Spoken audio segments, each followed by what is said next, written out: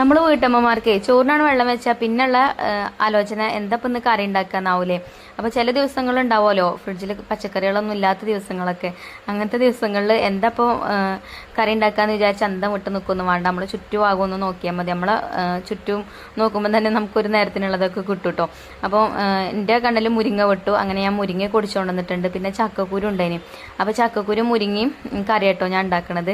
അങ്ങനെ അത് അവിടെ തന്നെ ഇരുന്ന് ചക്കക്കുരൊക്കെ തൊലി കളഞ്ഞെടുത്ത് കഴിഞ്ഞതിന് ശേഷം മുരിങ്ങി ഊരി വെച്ചിട്ടുണ്ട്. അപ്പോഴത്തേന് പിന്നെ ചോറും വെന്തിട്ടുണ്ട് കേട്ടോ. അരിയൊക്കെ ഇതിൻ്റെ അടിയിൽ ഇട്ട് കൊടുത്തിന്. അങ്ങനെ ഇനി ആ അടുപ്പത്ത് തന്നെ കറി ഉണ്ടാക്കാമെന്ന് കരുതി ചക്കക്കുരു ഇതാ ഞാൻ തൊലിയൊക്കെ കളഞ്ഞിട്ട് ഇതാ മൺചട്ടിക്ക് ഇട്ട് കൊടുത്തിട്ടുണ്ട്. പിന്നെ ഇതിലേക്ക് ഒരു 4 പച്ചമുളകും അരിഞ്ഞിട്ട് കൊടുക്കുന്നുണ്ട് കേട്ടോ. ഇനി ഉപ്പ് ഇട്ട് കൊടുക്കുക, മഞ്ഞൾപ്പൊടിയും ഇട്ട് കൊടുക്കുക. പിന്നെ വെള്ളം ഒഴിച്ചിട്ട് നമുക്ക് അടുപ്പത്ത് വെച്ചിട്ട് വേവിച്ചെടുക്കാം. പിന്നെ ഇപ്പം ചക്ക മാങ്ങ സീസണൊക്കെ ആണല്ലോ അല്ലേ. മാങ്ങയും ചക്കയൊക്കെ എല്ലാവർക്കും കിട്ടും. പിന്നെ നമ്മൾ മാങ്ങ കൊണ്ട് നല്ല അടിപൊളി ഒരു ചമ്മന്തി ഉണ്ടാക്കുന്നുണ്ട് കേട്ടോ. അതിൻ്റെ റെസിപ്പിയും കാണിക്കാൻ. അങ്ങനെ ചക്കക്കുരും കറിയൊക്കെ അടുപ്പത്ത് വെച്ച് കുറച്ച് കഴിഞ്ഞപ്പോൾ ഒന്ന് തുറന്നു നോക്കിയപ്പോൾ നല്ല തിളച്ചിട്ടുണ്ട്.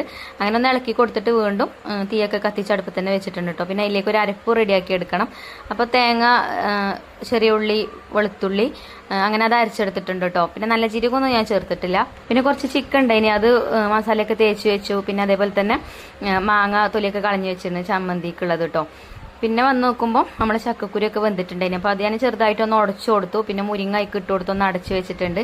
മുരിങ്ങ ഒരുപാട് സമയം കണ്ട് തിളപ്പിച്ചെടുക്കരുത് കേട്ടോ, അങ്ങനെ ആകുമ്പോൾ കഴിക്കും.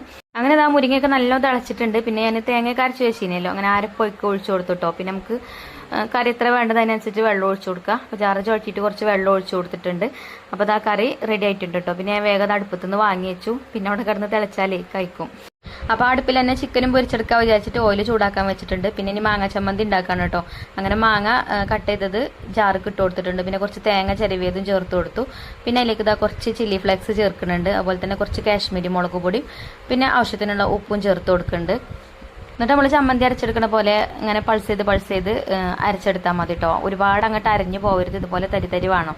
അങ്ങനെ ഞാനതൊരു പാത്രത്തേക്ക് മാറ്റി കൊടുത്തിട്ടുണ്ട്. അപ്പോൾ കഴിഞ്ഞിട്ടില്ല കേട്ടോ, ഇനി കുറച്ച് പരിപാടിയും കൂടെ ഉണ്ട്. പിന്നെ നമ്മൾ ഓയിൽ ചൂടാക്കാൻ വെച്ചിനല്ലോ അവിടെ. അപ്പം അതിക്ക് ചിക്കൻ ഇട്ട് കൊടുത്തു കേട്ടോ. അപ്പോൾ അതവിടെ കടന്നിട്ട് ഫ്രൈ ആയി വരട്ടെ. പിന്നെ ഇതാ നമ്മളെ മാങ്ങ ചമ്മന്തി ഞാനൊന്ന് താളിച്ചൊഴിച്ചു കൊടുത്തിട്ടുണ്ട്. കടുകും കറിവേപ്പിൻ്റെ അല്ലെങ്കിൽ വറ്റൽമുളകൊക്കെ വെളിച്ചെണ്ണയിൽ തൂമിച്ചിട്ട് അതിൽ ഇട്ട് കൊടുത്തിട്ടോ. നല്ല ടേസ്റ്റുള്ള ചമ്മന്തിയാണ്. വേറെ കറിയൊന്നും വേണമെന്നില്ല കേട്ടോ. ഈ ഒരു ചമ്മന്തി മാത്രം മതി നമുക്ക് ചോറ് കഴിക്കാൻ. എനിക്കങ്ങനെ മതി. പക്ഷേ നമുക്ക് വീട്ടിലുള്ളവർ എല്ലാവരും ഒരുപോലെ ആവില്ലല്ലോ. അപ്പോൾ അവർക്കൊക്കെ കറിയൊക്കെ വേണം. അപ്പോൾ അതുകൊണ്ട് കേട്ടോ ഞാൻ കറിയൊക്കെ ഉണ്ടാക്കിയതും. അങ്ങനെ എന്താ നമ്മൾ കറി ഞാനൊന്ന് തൂമിച്ചെടുത്തിട്ടുണ്ട്. വെളിച്ചെണ്ണയിൽ ചെറിയ ഉള്ളിയും വെളുത്തുള്ളി അരിഞ്ഞിട്ട് വറ്റൽമുളകും ഒക്കെ ഇട്ടുകൊണ്ട് തൂമിച്ചുകൊണ്ട് കറി കൊഴിച്ചു കൊടുത്തു. അപ്പോഴത്തേന് പിന്നെ നമ്മളെ ചിക്കനും ഫ്രൈ ആയിട്ടുണ്ടായിന് കേട്ടോ. അപ്പോൾ അതും എണ്ണയിൽ നിന്നൊക്കെ കോരി മാറ്റിയിട്ടുണ്ട്. അങ്ങനെ ഇന്നത്തെ ഊണ് കുശാൽ കേട്ടോ. അപ്പോൾ വീഡിയോ ഇഷ്ടമായ ലൈക്ക് ചെയ്യാനും ഫോളോ ചെയ്യാനും മറക്കരുത്. താങ്ക്